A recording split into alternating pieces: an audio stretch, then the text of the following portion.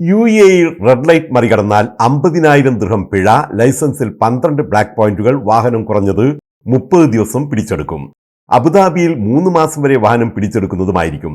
Red light മറികടന്ന് അപകടമുണ്ടാക്കിയാൽ 1 വർഷത്തെ തടവോ 1 ലക്ഷം ദിർഹം പിഴയോ ലഭിക്കും. മദ്യപിച്ചോ മയക്കുമരുന്ന് ഉപയോഗിച്ചോ വാഹനമോടിച്ചാലും സസ്പെൻഡ് ചെയ്തതോ റദ്ദാക്കിയതോ ആയ ഡ്രൈവിംഗ് ലൈസൻസ് ഉപയോഗിച്ച് വാഹനമോടിച്ച് അപകടമുണ്ടാക്കിയാലും ഇതേ ശിക്ഷ തന്നെ ലഭിക്കുന്നതായിരിക്കും. വെള്ളപ്പൊക്കത്തിൽ താഴ്വരയിൽ വാഹനമോടിച്ചാൽ കനത്ത ട്രാഫിക് പിഴകൾ നേരിടേണ്ടി വരും.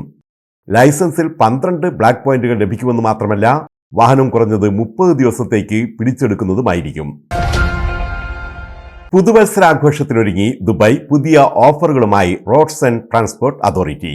പുതുവത്സരാഘോഷത്തിന്റെ ഭാഗമായി ഡിസംബർ 31-ന് ദുബായ് ഫെറി, അബ്ര, വാട്ടർ ടാക്സി എന്നിവയുൾപ്പെടെ വിവിധ ജലഗതാഗത മാർഗങ്ങളിലാണ് RTA പ്രത്യേക ഓഫറുകളും സേവനങ്ങളും വാഗ്ദാനം ചെയ്യുന്നത്. ദുബായ് ഫെറി സർവീസുകൾ മറീന മാൾ, അൽഖുബൈബ, ബ്ലൂ വാട്ടർ എന്നീ സ്റ്റേഷനുകളിൽ നിന്ന് രാത്രി 10-നും 10:30-നും ഇടയിൽ പുറപ്പെട്ട് പുലർച്ചെ 1:30-ന് അവസാനിക്കും.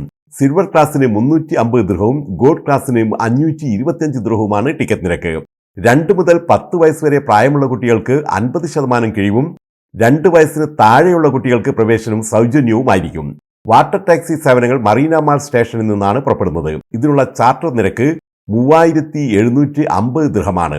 അൽജദ്ദാഫ്, അൽഫായിദി, അൽഖുബൈബ, മറീന മാൾ, മറൈൻ സ്റ്റേഷനുകളിൽ നിന്നാണ് അബ്ര സർവീസുകൾ പുറപ്പെടുക. ഒരാൾക്ക് 150 ദിർഹമാണ് ടിക്കറ്റ് നിരക്ക്. വാട്ടർ ടാക്സി, അബ്ര സർവീസുകൾ രാത്രി 10-നും 10:30-നും ഇടയിൽ ആരംഭിച്ച് പുലർച്ചെ 1:30-ന് അവസാനിക്കും. RTAയുടെ മറൈൻ ട്രാൻസ്പോർട്ട് നെറ്റ്വർക്കിലൂടെ യാത്രക്കാർക്ക് ദുബൈയുടെ വർണ്ണാഭമായ കാഴ്ചകൾ കാണാനും മനോഹരമായ കാർണിവൽ പോലുള്ള ആഘോഷങ്ങളിൽ പങ്കുചേരാനുമുള്ള അവസരമാണ് ലഭിക്കുന്നത്. UAEയുടെ വടക്ക് കിഴക്കൻ മേഖലകളിൽ നേരിയ മഴയ്ക്ക് സാധ്യത. ഞായറാഴ്ച വരെ രാജ്യത്തിന്റെ കിഴക്കൻ ഭാഗങ്ങളിൽ മേഘാവൃതമായ കാലാവസ്ഥയാണ് പ്രതീക്ഷിക്കുന്നത്. നേരിയ മഴയ്ക്കും സാധ്യതയുണ്ട്. പൊടിപടലം ദൂരക്കാഴ്ച കുറയ്ക്കാൻ സാധ്യതയുള്ളതിനാൽ ഡ്രൈവർമാർ റോഡുകളിൽ ജാഗ്രത പാലിക്കണം. അലർജിയുള്ളവർ പുറത്തു പോകുമ്പോൾ മുൻകരുതൽ എടുക്കണമെന്നും കാലാവസ്ഥാ നിരീക്ഷണ കേന്ദ്രം മുന്നറിയിപ്പ് നൽകുന്നു. കൂടിയ താപനില 30-ഉം കുറഞ്ഞ താപനില 8 ഡിഗ്രി സെൽഷ്യസിലും എത്തുമെന്നാണ് പ്രതീക്ഷ. ഇന്ത്യൻ പ്രധാനമന്ത്രി നരേന്ദ്രമോദി ഈ മാസം അവസാനം കുവൈത്തിലെത്തും.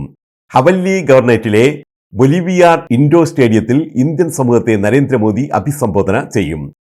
രാഷ്ട്ര നേതാക്കളുമായും വ്യാവസായിക പ്രമുഖരുമായും അദ്ദേഹം ചർച്ച നടത്തും.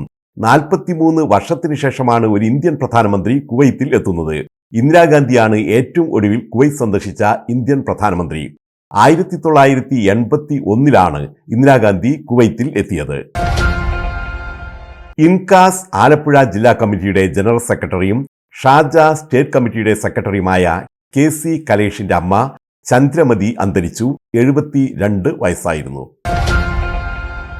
മെഹഫിൽ മേരെ സനം സീസൺ 3 വരുന്ന ജനുവരി 26-ന് ദുബായ് അബുഹൈൽ മെട്രോ സ്റ്റേഷൻ സമീപമുള്ള KMCC ഹാളിൽ വൈകുന്നേരം 6 മണി മുതൽ നടക്കും.